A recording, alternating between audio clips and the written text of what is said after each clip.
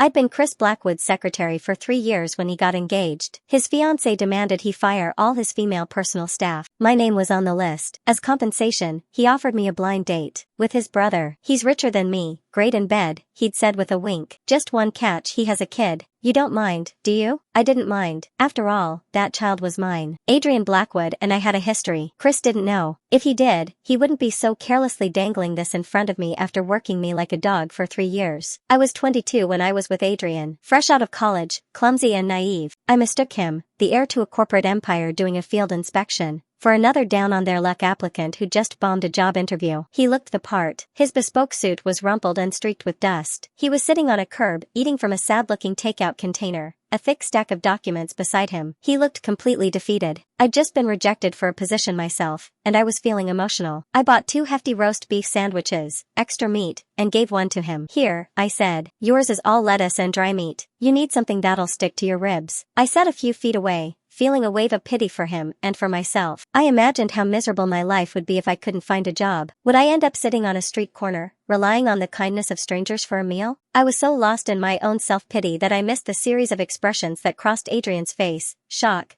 disbelief, and finally, a flicker of amusement. Over that one meal, we exchanged a few stories. And our names. It was the beginning of a beautiful mistake. I assumed his background was as ordinary as mine, and Adrian, for his own reasons, was more than happy to play the part of a regular guy. I started running into him everywhere. Each time, it felt like a coincidence. By the time he asked me out, I was convinced it was fate. The illusion shattered in a scene straight out of a cheesy romance novel. I was in a luxury department store on Fifth Avenue, picking out a Christmas gift for my boss's most important client. And there was Adrian, casually dropping a fortune. He stood with one hand in his pocket, his posture relaxed, almost lazy, as he patiently advised a young woman on her selection. When she finally chose a purse, he let out a quiet sigh, waved a hand, and told the clerk to put it on his account. Just the night before, he'd been in my tiny rental apartment, whining about his demanding boss and begging me to rub his temples. I thought about it for a long time. Should I keep up the charade? Or should I confront him and demand compensation for the lie? In the end, I chose neither. I took the option that cost me the most. I called him out, and I asked for nothing. He wasn't surprised. He admitted who he was, plain and simple. Then, he invited me to his home, his real home. The sprawling estate was worth more than I could earn if I started working in the Stone Age. In his study, I saw stacks of files. He was a responsible heir, it turned out. That day we first met, he had been inspecting a port, a key project for the Blackwood Corporation that had run into trouble. He had spent the entire sweltering summer day on the construction site with engineers, poring over blueprints and data, revising plans, and reallocating resources. The stack of papers I'd seen was the meeting minutes. No one had expected the company's heir apparent to show up unannounced, so no special meals had been prepared. When lunchtime rolled around, he just grabbed his notes and a cheap lunchbox and sat on the curb to eat while he waited for his subordinates to report back. And then I showed up. I felt like such an idiot. How had I not noticed the price of his watch, or the impeccable cut of his suit? He asked me if we really had to break up. He said that for him, love was about interests, and it didn't matter who it was with. I was 24, young enough to believe love couldn't be built on deception. It's not the same, I said. We're not the same. I didn't cry. I didn't even say a proper goodbye. I just got in a cab and left, as calmly as if I'd just been laid off from another job. But fate had other plans. A month later, I understood the importance of money all too well, because my period was late. I was pregnant, and my company had just gone through a massive round of layoffs, which included pregnant women. The boss had made it clear: pay them what we owe them and get those pregnant women out of here to raise their kids at home. He'd even threatened to stop hiring women altogether. Before I started showing, I rushed to my boss and swore my loyalty, promising the pregnancy wouldn't affect my work on the project. Then I took 3 days off for an abortion. My boss was so pleased he held me up as a model employee. I looked at myself in the mirror and saw a workhorse, not a person. My colleagues whispered behind my back, but I said nothing. I made the appointment. On the way to the clinic, my taxi was intercepted by a black car. It was Adrian's security. Adrian was overseas. He took the first flight back, a 6-hour journey. He wanted me to keep the child. The terms he offered were incredibly generous. I accepted. To avoid forming an attachment, I didn't even look at her when she was born. Adrian took her away and named her Chloe, a name meaning blooming. I figured Adrian must love her. That meant I didn't need to worry. I left the city and moved south, but I couldn't escape the Blackwoods after all. Adrian's younger brother, Chris, was in charge of the company's southern branch. I had been blasting my resume out everywhere. I don't even remember applying for the secretary position under him. The interview process was a blur. One minute I was applying, the next I was inexplicably Chris's executive secretary. My job involved managing his daily schedule, occasionally making coffee,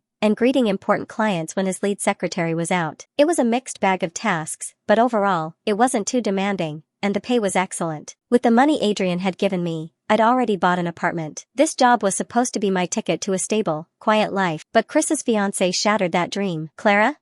Chris tapped his desk. It doesn't take this long to think about it. Are you hesitating? You think you're too good for him? He was smiling, but his tone was sharp. I finished organizing his schedule and pushed the planner toward him. You have a meeting from 11 to 11:30, lunch at noon with Mr. Lee Jr. His family just had a new baby, so I prepared a gift for you to take. Golf from 2 to 4, but Mr. Kane invited you to go riding at the same time, so you'll have to reschedule one. At 5, you're giving clients a tour of the R&D center and discussing the contract. Dinner is at the Manor. I've already ordered, mostly Cantonese. It's 10:43 now. Mr. Lee mentioned a few executives wanted to brief you beforehand, so you can see them now. I paused for a second before continuing. As for the blind date with your brother, I think I'll pass. Chris leaned back in his executive chair, spinning it with the tip of his shoe. He stared at me for a long moment, a thoughtful look on his face.